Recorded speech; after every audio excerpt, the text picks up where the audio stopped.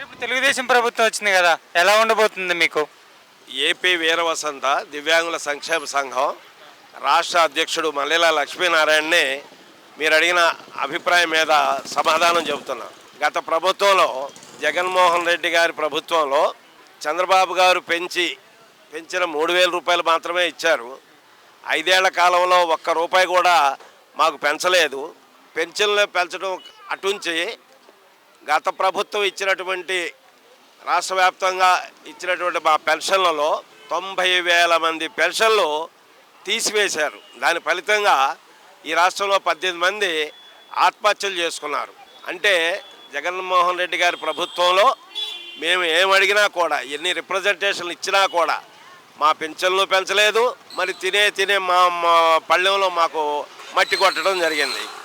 ఇప్పటి ప్రభుత్వంలో మరి 3,000 రూపాయల పింఛన్ని ఏకంగా డబల్ అంటే 6,000 రూపాయలు చేయటమే కాకుండా మళ్ళీ మేము అడిగేటటువంటి డిమాండ్ల విషయంలో కూడా సానుకూలంగా స్పందించి మా ఉద్యోగాలు మాకే ఇవ్వటం, మాకు బ్రతుకుదారి మార్గాలు కల్పించడం ఈ ప్రభుత్వం చేస్తానని చెప్పి ఆనందంగా మేమందరం కూడా సంతోషంగా ఉండేలా మాకు మంచి చేస్తామని చంద్రబాబు గారి మీద మాకు నమ్మకం ఉంది.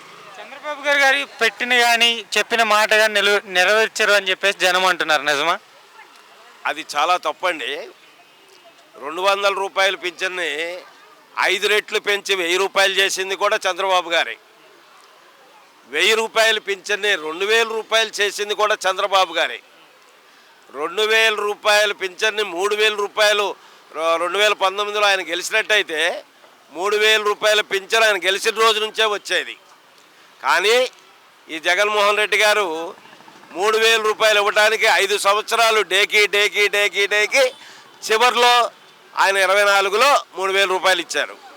ఇవాళ ఆ 3,000 రూపాయలని ఏకంగా 1,000 రూపాయలు పెంచి రేపు జూలై 1వ తారీఖున 4,000 రూపాయలు ఇవ్వటమే కాకుండా ఏప్రిల్, మే, జూన్ ఈ 3 నెలలు కూడా మరొక 3,000 కలిపి 7,000 రూపాయలు జూలై 1వ తారీఖున వృద్ధులకి తీసుకుంటున్నారు. అలాగే 3,000 రూపాయలు పింఛన్ని 6,000 రూపాయలు చేసి రేపు జూలై 1వ తారీఖున 6,000 రూపాయలు. మళ్ళీ అలాగే ఈ 3 నెలల్లో 3 9 ప్లస్ 6 15,000 రూపాయలు మా వికలాంగులు తీసుకుంటున్నారు.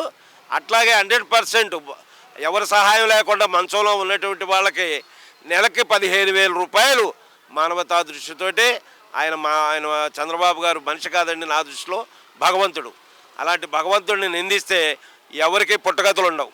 జగన్మోహన్ రెడ్డి గారు ప్రజలకి చాలా చేశామని అంటున్నారు, కానీ ప్రజలే మోసం చేశారని జగన్మోహన్ రెడ్డి గారు అంటున్నారు. ప్రజలకు జగన్మోహన్ రెడ్డి గారు చేసింది 10 రూపాయలు ఏమైనా ఇస్తే 100 రూపాయలు తీసుకున్నది అది వాస్తవం.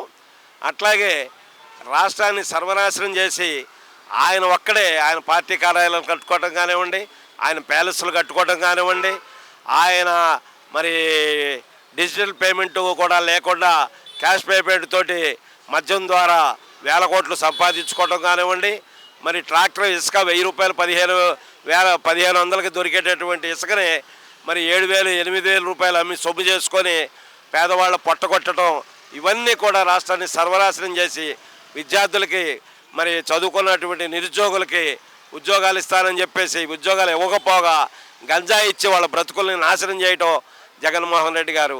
ఈ విధంగా ఆయన ప్రభుత్వం మీద విసుగెత్తి ఆయన చేసినటువంటి మోసాల మీద ప్రజలు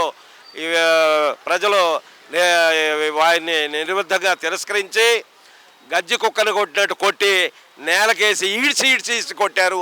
అందుకే 11 సీట్లు వచ్చినాయి. జగన్మోహన్ రెడ్డి గారు జిల్లాకు ఒక ప్యాలెస్ కట్టారంట, దానిపై మీ అభిప్రాయం ఏంటి? అవన్నీ అవసరం లేదు కదండి. జిల్లాకు అసలే అందమే లేదు. రామచంద్ర అంటే 33 లక్షల ఇల్లు ఇస్తానని చెప్పిన ఆయన ఇల్లు ఇవ్వకుండా ఆయన ప్యాలెస్ కట్టుకోవడం చాలా తప్పండి. దాన్ని కూడా మేము వ్యతిరేకిస్తున్నాం.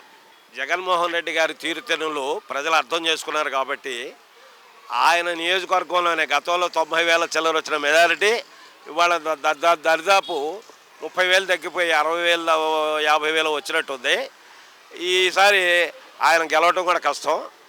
వాళ్ళు అక్కడ గెలవడానికి కూడా 60,000 మెజార్టీ రావడానికి కూడా డబ్బులు విచ్చలవిడిగా వెదజల్లి ఓట్లు కొని ఆ విధంగా ఆయన గెలవటమే తప్ప ప్రజలు వాళ్ళు సంతోషంగా ఓట్లేసి గెలిచింది కాదు.